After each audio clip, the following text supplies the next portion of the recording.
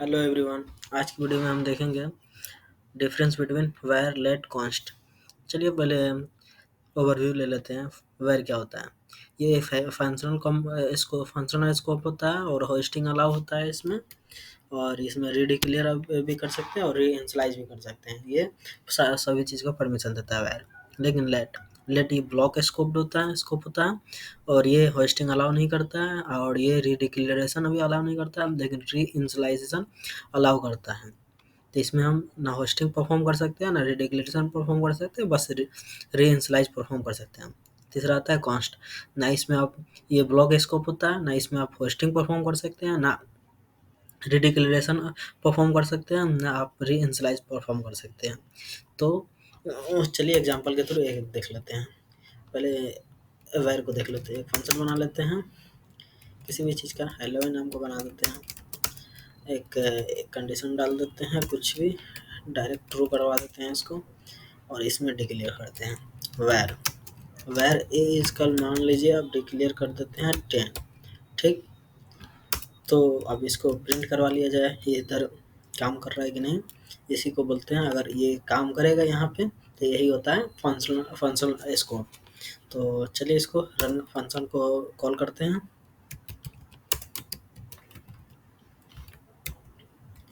तो आप देख सकते हैं यहाँ पे ये काम कर रहा है, यानी कि ये फंक्शनल कंपोनेंट है।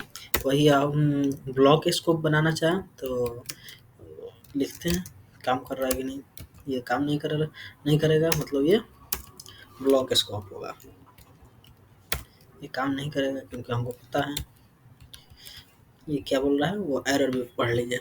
बोल रहा है बी इज नॉट डिफाइंड। बोल रहा है आप बी को डिफाइन ही नहीं किए क्योंकि ये स्कोप के अंदर लिखा गया है और ये फंक्शनल स्कोप है, इसलिए ये यहाँ पे वर्क कर रहा है। लेकिन ये हो गया आपका ब्लॉक स्कोप।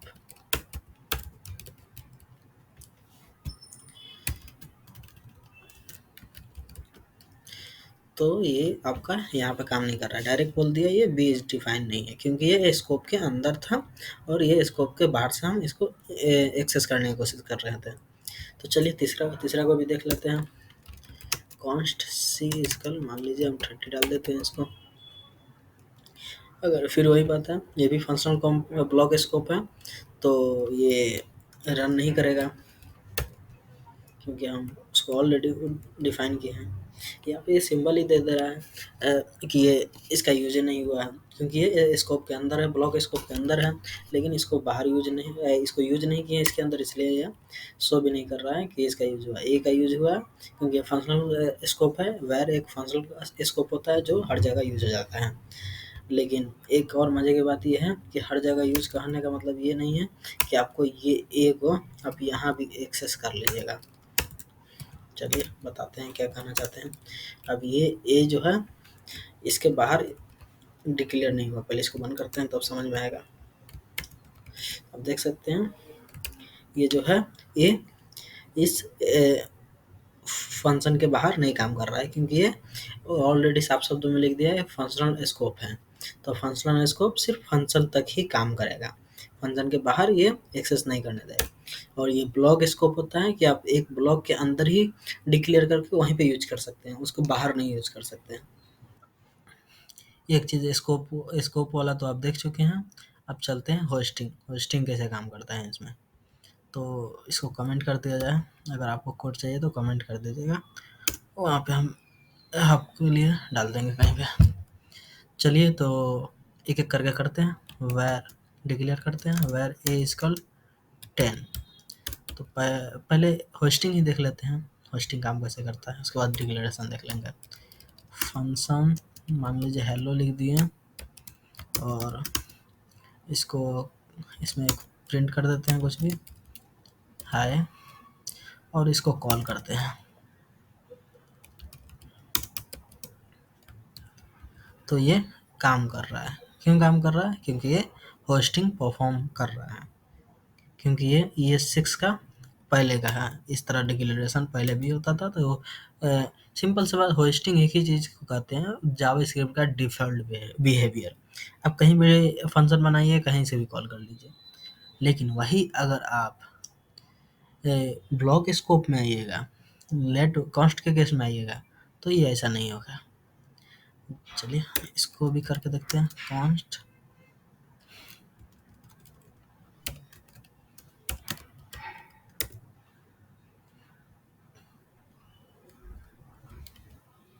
लेट ही कर लेते हैं, एक एक करके लाइन से देख लेंगे। अब यहाँ देख लीजिए ये क्या बोल रहा है, ये एरर दे रहा है कि हेलो क्या है, can not access hello before installation. पहले अब कुछ किए ही नहीं, उसको इंस्टॉलाइज करने की कोशिश कर रहे हैं। और अगला देखते हैं कॉन्स्ट, सेम एरर देगा, can not access hello before initialization. आप पहले कॉल नहीं कर सकते हैं बिना इंस्टॉलाइज किए हुए। तो यही होता है होस्टिंग। अगला आते हैं, इसको भी कमेंट कर दिया जाए।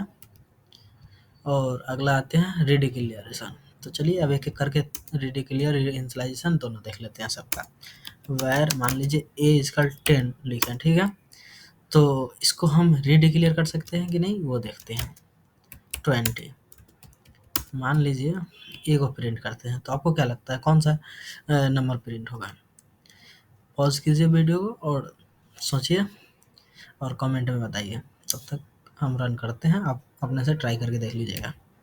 तो ये 20 दे दिया, क्योंकि यहाँ पे साफ शब्दों में लिखा है ये रिडिक्लेरेशन अलाउ करता है, तो ये रिडिक्लेयर कर दिया वापस। री इनिशियलाइज भी अलाउ करता है, यानी कि बिना वेरिएबल कुछ लिखे आप वापस ए लिख दीजिए, फिर भी वही आंसर देगा। इसको बोलते हैं री इनिशियलाइज। ये हो गया, ये वेर के केस में हो गया। अब लेट पे आते हैं। अगर यही यही इसी चीज़ को हम वेर ना लिख के लेट लिखें, ठीक है, लेट ए इजकल 10 और लेट वापस ए इजकल करें 20, तो ये रिडिक्लेयर करने का अलाउ नहीं दे रहा है, क्योंकि हम पहले ही बताए थे आपको ये रिडिक्लेरेशन अलाउ नहीं करता है। अब देखते हैं री इनिशियलाइजेशन अलाउ करता है कि नहीं। तो आपको तो हम बता ही चुके हैं कि री इनिशियलाइजेशन ये अलाउ करेगा। तो ये देख सकते हैं री इनिशियलाइजेशन अलाउ करता है। अब चलते हैं कॉन्स्ट का केस में। मान लीजिए हम यहाँ पे कॉन्स्ट लेट की जगह कॉन्स्ट लिख देते हैं, कॉन्स्ट ए इजकल 20 और वापस से कॉन्स्ट ए इजकल 20 लिखा, पहले ही एरर आ दिया, तो ये होने वाला नहीं है। ये साफ शब्दों में पहले लिखा है नॉट रिडिक्लेरेशन अलाउ और ऑल्सो नॉट री इनिशियलाइजेशन अलाउ।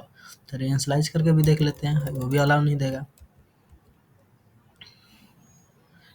देख सकते हैं यहाँ बोल रहा है असाइनमेंट टू कांस्टेंट वेरिएबल।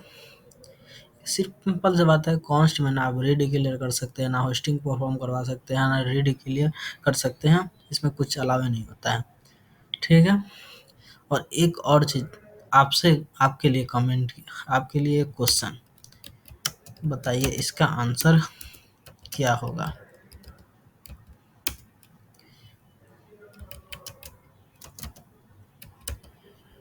आप इसको कमेंट में इसका आंसर बताइए, इसका आंसर क्या होगा। चलिए उम्मीद करते हैं आपको इसका कंसेप्ट समझ में आ गया होगा। अगर आपको रिकॉर्डिंग करने के लिए सॉफ्टवेयर चाहिए तो ये मेरा बनाया हुआ सॉफ्टवेयर है, आप इसका भी यूज कर सकते हैं। आप डायरेक्ट आइएगा यहाँ पे AR टॉक सर्च कीजिएगा और हम ऑलरेडी लॉगिन कर गए हैं, तो कर सकते, वो अलाउ दे रहा है। यहाँ पे आकर रिकॉर्डिंग स्टार्ट कर सकते हैं और पढ़ा भी सकते हैं, पेंसिल वेंसिल सब अलाउ कर दिए हैं उसमें। तो उम्मीद करते हैं आपको समझ में आ गया होगा। तो इस रिकॉर्डिंग को स्टॉप करते हैं।